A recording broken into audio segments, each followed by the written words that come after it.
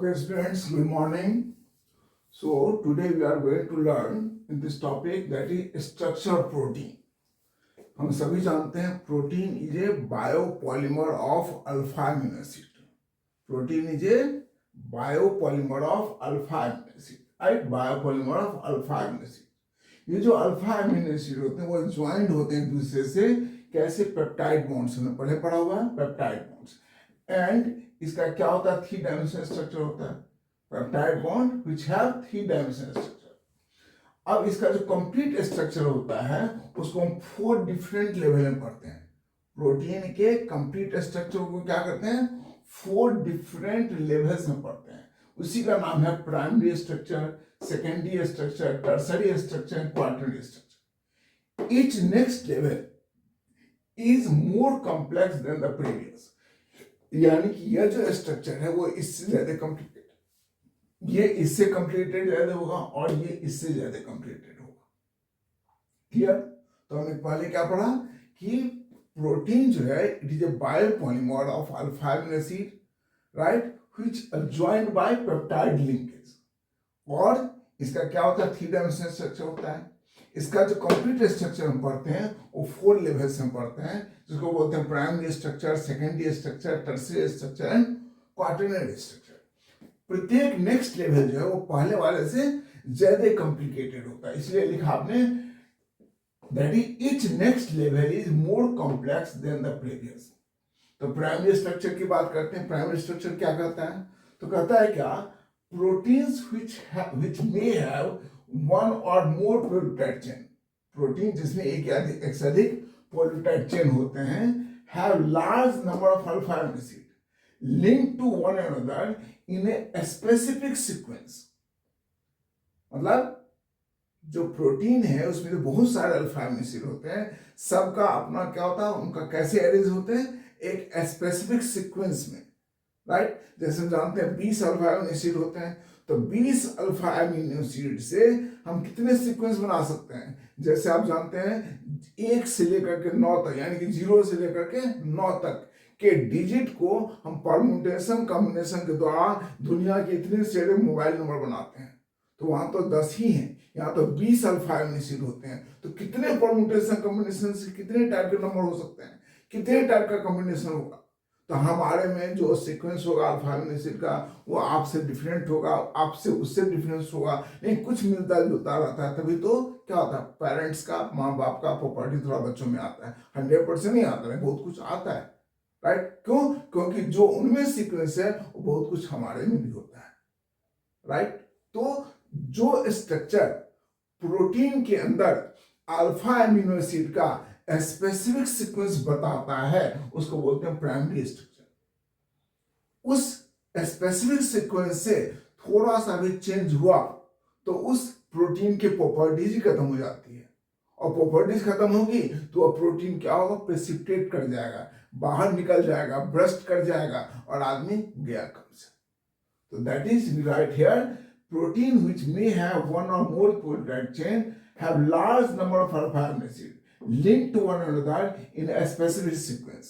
This specific sequence in which the various alpha amino acids present in a protein linked to one another is called its primary structure. ये specific sequence. जैसे example के तौर पर देखो, ये haemoglobin जो होता है, नॉर्मल हेमोग्लोबिन, उसमें जो अल्फा अमीनो एसिड होते हैं कौन कौन होते हैं? वैल, हिस्टामिन, वैलिन, ल्यूसीन, थ्रेसिन, प्रोविंसिन, ग्लाइसिन, ग्लूसिन, राइट? ये इसका सीक्वेंस होता है. अगर किसी कारण से यहां ग्लू हट करके वेल आ गया तो अब यह प्रोटीन खत्म. यह क्या होगा? सिकल सेल हेमोग्लोबिन, यानी कि अब ग्लोबिन की प्रॉपर्टीज उस आदमी की बॉडी के लिए लायक नहीं है. वह प्रोटीन प्रेसिपिटेट कर जाएगा, वह प्रोटीन ब्रस्ट कर जाएगा, वो आदमी गया काम से. तो क्या कहता है? दिस हेमोग्लोबिन प्रेसिपिटेट, जो सिकल सेल हेमोग्लोबिन हो गया, this haemoglobin precipitate causing cell to sickle, बीमार, इवन इट बस्ट कर जाता है एंड फाइनली आदमी गया काम से.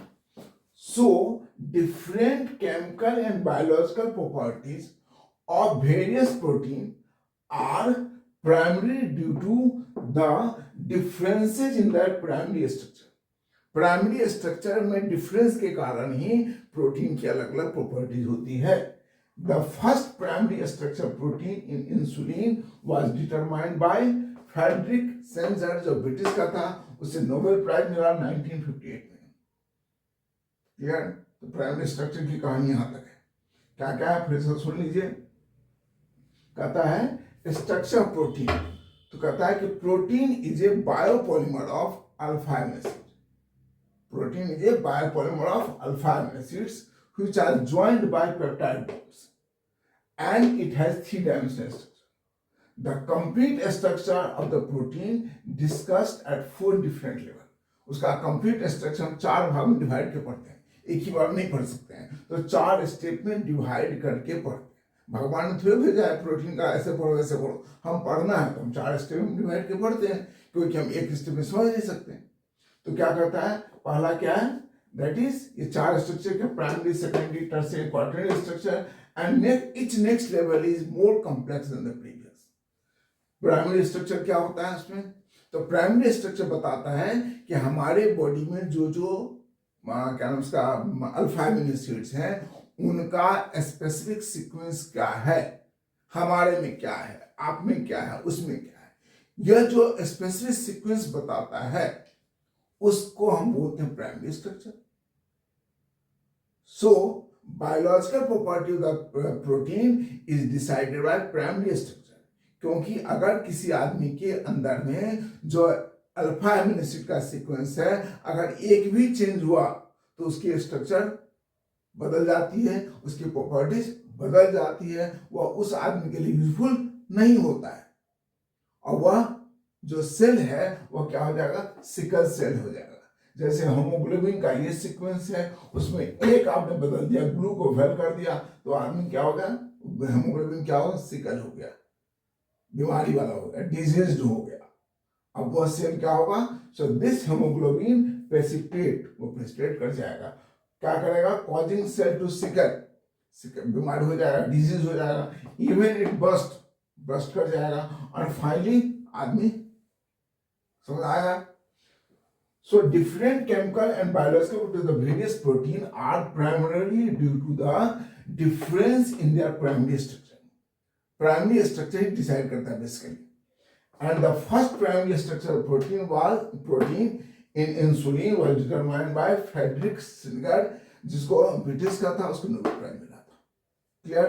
So we have learned primary structure. Next time we shall learn secondary structure and then tertiary and quaternary. Primary structure starting का था इसलिए थोड़ा टाइम लगा, सेकेंडरी टर्शियरी उतना नहीं लगा, सेकेंडरी लगेगा time. Okay, thank you students.